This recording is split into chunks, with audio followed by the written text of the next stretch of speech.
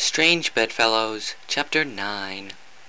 Sent off to speak to the stallion named Earthfruit, Applejack didn't waste any time looking for him. She searched through the village, asking ponies here and there where she could find him, and they all pointed her to the muddy fields used for harvesting potatoes. They all spoke with the same queer dialect as Glowstar, and rather loudly at that. She steeled herself for working next to Earthfruit, who, the second she saw him, surprised her with his size. He was taller than all the other Shetlands, and thicker to boot. "Howdy, partner," she called. She looked around at his working crew. "I guess y'all are working the potato fields. I ain't too versed in how harvesting potatoes goes, but I'm a quick learner, so no worries about me getting it down." The stallion raised his head from a vine and stared intently at Applejack for a few moments before giving her a dismissive grunt. Applejack raised an eyebrow. Pardon me for asking, Earthfruit, but ain't you supposed to tell me how to harvest the potatoes or something? I only ever done it once or twice." The stallion shook his head with another grunt. Applejack narrowed her eyes. It was like they were playing some kind of trick on her. "Well then, I guess I just gotta learn all by myself," she snorted. "Your Glowstar sent me out here, and you ain't even gonna talk to me?" Earthfruit closed his eyes. A look of annoyance crossed his face. When he reopened them, he tilted his head up and pointed to his throat a few times. It was only then that Applejack saw the terrible, ugly scars running across Earthfruit's throat. The ragged marks started above, near the left base of his jaw, running down and across his Adam's apple, straight down to his strong collarbone. In the dim light filtering through the canopy, she could also make out another thick line of scar tissue which cut along his chest, and a matching line across his cutie mark.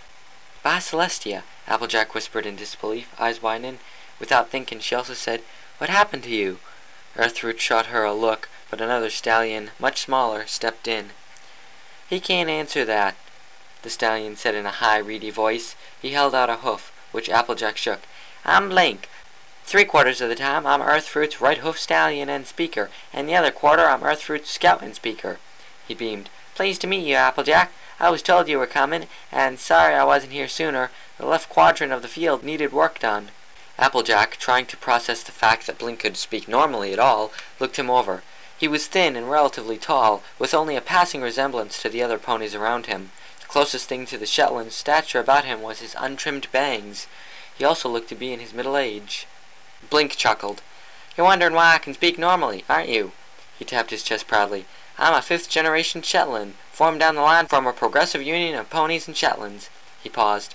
"Not that Shetlands are born without speech, mind you. I just studied the books that Glowstar lets me read, and take notes from the ponies passing through, when I'm not working out here, of course." Applejack nodded at Earthfruit. "If it's not too personal, what happened with, you know?" Blink raised an eyebrow. "He's not offended by it, I assure you. His scars came from a timber wolf attack on the village. Earthfruit was already big and very strong, but I must say he's lacking in tactical ability. That's why he needs me. Right, Earth?" A sharp smack upside Blink's head sent him reeling. "Well," he slurred, eyes rolling, "maybe he doesn't need me that badly." Applejack chuckled at the pair and smiled. "Well, I'm mighty glad to meet you all, but if you don't mind me saying it, time's a-wasting." Blink shook his head back and forth, clearing the stars from his eyes. Right. There's plenty of time in the day, and yet never enough, wouldn't you say?" He turned to Earthfruit. "Tell me, big guy, what needs doing right now?" Earthfruit raised an eyebrow, pointing back at the fields with a blunt hoof. Practically every potato vine was already taken up by a Shetland, diligently harvesting. Blink considered this for a moment, then nodded his head knowingly. Right, he said, turning back to Applejack. "The fields have more than enough ponies working them at the moment, so you're going to be joining us out in the field to do a sweep of the village." He beamed. "Won't that be exciting?" Applejack was confused. "Pardon me asking, Blink, but this village looks pretty peaceful to me. What kind of things are you used to seeing out here that could threaten you all?" Blink's face darkened. "Plenty of things, sorry to say. A few weeks ago, Earthfruit was recovering from a fight with a manticore when a group of timber wolves attacked us. The working Shetlands are strong, but the timber wolves were so much faster than they were." He shook his head.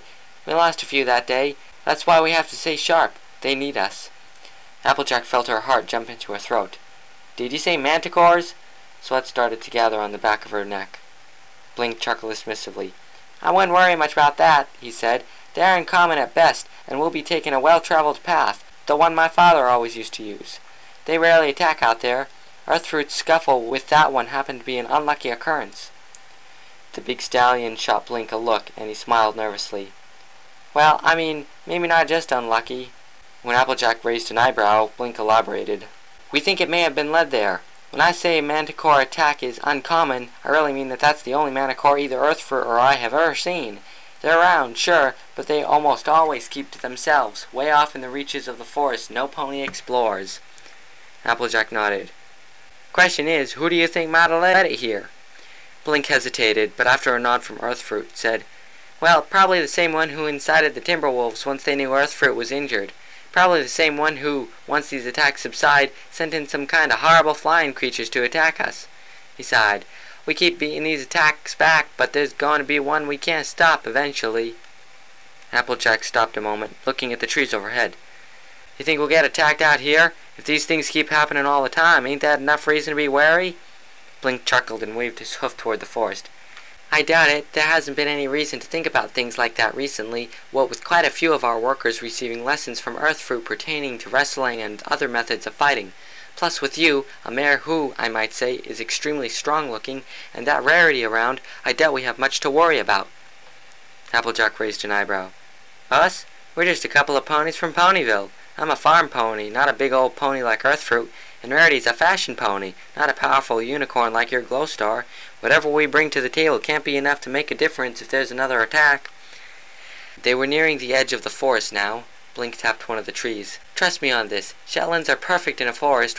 With you and Rarity backing us, especially if I teach you a thing or two about fighting in a forest, and Glow teaches Rarity some more advanced magic, it's unlike anything can stand up to us. Applejack raised an eyebrow.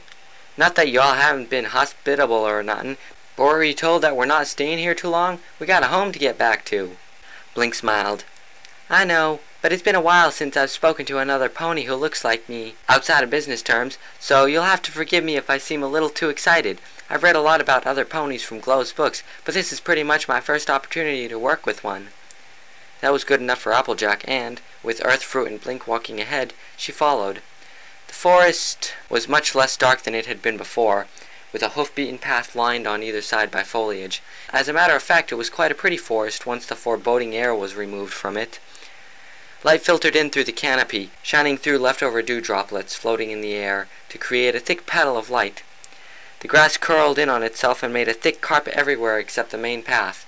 The trees were tall and verdant, with heavy green vines hanging from the branches to form curtains along the path. As Applejack walked, a thought occurred to her.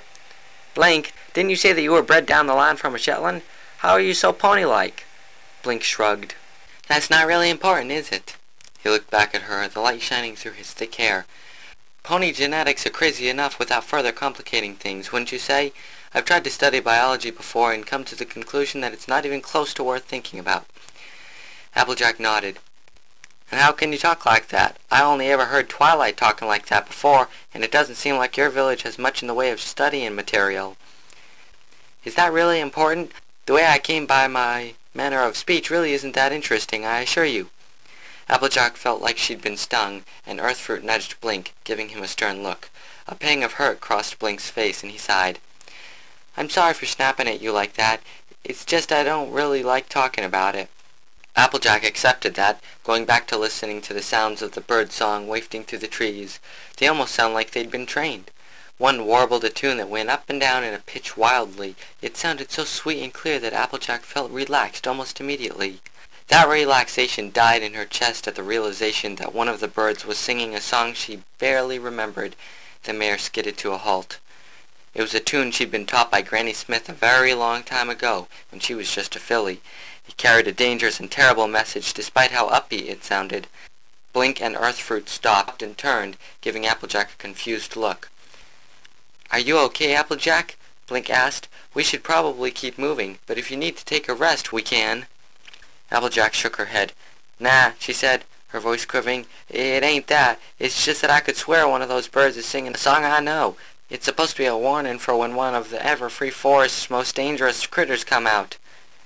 Blink waited a moment, looking round, then asked, Well, what is it supposed to warn of, Applejack?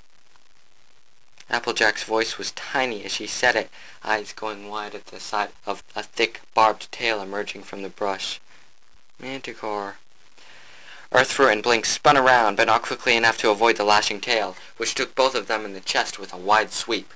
The smaller pony crashed into a tree, slumping, winded, to the ground. Earthfruit whirled through the air and landed hooves up, but lost his balance due to the momentum and skidded jaw first through the undergrowth, only able to raise himself once the dirt cloud had subsided. Applejack put her hooves to the ground and bared her teeth, a cloud of steam shooting from her nostrils.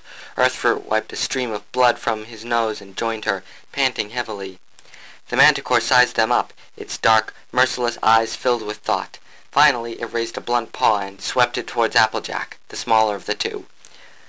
The mare skipped deftly out of the way and bucked the manticore's slow paw, causing the beast to recoil in pain with a roar. Earthfruit and Applejack looked at each other, then at Blink, and split off, the larger distracting the manticore while Applejack got Blink back to his senses. The smallest pony had a hoof on his chest, his stomach heaving as he gasped for air. Applejack propped him up against the tree and raised his hooves above his head, opening up his airway. "Thank you," he gasped between breaths. "Hush up," Applejack said. "That manticore's got Earthfruit's number right now, so you need to get back on your hooves before it realizes you're easy prey sitting here like this." Blink nodded, trying to control his breathing while Applejack spun around, checking how Earthfruit was doing. The big stallion was definitely faster than the manticore, but not by much. He was having trouble avoiding its claw and tail swipes. The barb would rake his skin here, the paws would catch his heavy flanks there, and occasionally the manticore would get in a good hit that would leave Earthfruit reeling for a moment before the fight resumed. But the stallion was gaining ground here and there. The manticore's thick skull was bruised in several places from being bucked so powerfully, and several of its claws were scattered on the ground, shattered by Earthfruit's hooves. As Earthfruit dodged another swipe from the paw, the manticore saw an opening, bringing its barb to bear. The cruel point drove down and towards Earthfruit's shoulder, but the stallion caught it in his hooves, muscles standing out in thick ropes on his arms as he forced up against it, sweat pouring down his face. As the tail advanced inexorably downward, Earthfruit made one last push to try and halt its progress, his mouth opening wide in what was supposed to be a scream, but came out as a squeak. His right eye filled with blood as a vessel exploded. Despite his push, the manticore's tail sunk deep into his left wither, and Earthfruit's grip loosened enough that the monster could whip its tail up and outwards, tossing the bleeding stallion into the bushes. Applejack was still blocking Blink with her body as the manticore turned to them, its white fangs dripping with thick saliva. As it neared them, Blink tapped Applejack on the shoulder. "Go," he said. "Get out of the way. I'm more than quick enough for this thing." She turned and saw a confident grin on his face. "All right," she said, "but if you go and get yourself hurt for me, I'm going to be mighty upset with you." The stallion chuckled. "Noted," he said, standing as Applejack moved to the side. At the sight of a smaller, weaker meal, the manticore shifted its focus, raising a paw high over its head. Before it could even start to bring it down, however, Blink was gone, the undergrowth rustling with his departure. Applejack watched in amazement as the monster swept through the bushes with its tail, searching for the pony, but never once coming up with him. With it distracted, Applejack started to move back when she felt a hoof on her flank. "Applejack," Blink said, his eyes the only thing visible in the greenery. "Go check on Earthfruit, although I'm sure he's fine, and then climb the tallest tree you can find. When I give you the signal, jump onto the manticore. Well, don't just jump on him, mind you. Find a way to disable him from that height." Applejack raised an eyebrow, prompting a sigh from Blink. "Elbow drop it or something." His teeth showed a smile. "And try to make up a cool name for it or something, and like Mare Bomb Supreme or Shining Elbow Blast. I don't know. All the stuff I used to watch as a kid had stuff like that." Applejack was utterly perplexed, especially considering he'd said watch as a kid, but Blink waved her away before she could think of anything. The small stallion slipped back into the forest and emerged several yards away from where Earthfruit lay, the manticore giving a roar of rage as it charged the spot. Applejack's mind was in a haze as she made her way through the bushes, sweat pouring down into her eyes at the merest movement. When she finally reached Earthfruit, she winced at the sight of his shoulder. The puncture wound was deep, the only saving grace being that manticores weren't poisonous. The flesh and hair around the wound was ragged, thick blood leaking from the area. Earthfruit looked up at her as she inspected the wound, shaking his head back and forth. To the mare's surprise, he gave a shoulder a roll and grinned at her. She smiled back. Apparently he was a lot harder to stop than most ponies. With her help, he got to a standing position, making slow progress back towards the clearing, where the manticore's frustration was apparent at the state of the torn undergrowth. Applejack thought hard on what to do next before remembering Blink's instructions to climb the tallest tree she could find. She frantically searched for a few moments before locating a massive one on the edge of the clearing and started towards it, keeping an eye on the pair of defenders as she inched up. They weren't having much trouble now that they could team up on the manticore, Blink flitting about it while Earthfruit delivered crushing blows to its legs and jaws. The monster was practically reeling now, but doggedly kept on the offensive, lashing out with every limb it could. When Applejack reached the highest point, she whipped her ponytail out of her face, staring down at the ground from her perch on a thick limb. She waved a hoof, and Blink, barely a dot, gave an acknowledged nod, signaling Earthfruit. The huge stallion snorted and reared back as the manticore lunged forward. Hoofs slammed into paws, and Earthfruit's jaw clenched tight, his wound spurting a little blood at the strain. Blink desperately waved his hooves around and, taking a deep breath, Applejack leapt from the tree, her elbow thrust outwards. As she fell, one more thought came to mind, the ground rushing up beneath her, giving her an odd creative spark. She opened her mouth and, into the whipping wind, issued a cry of, "Earth-breaking apple smash!"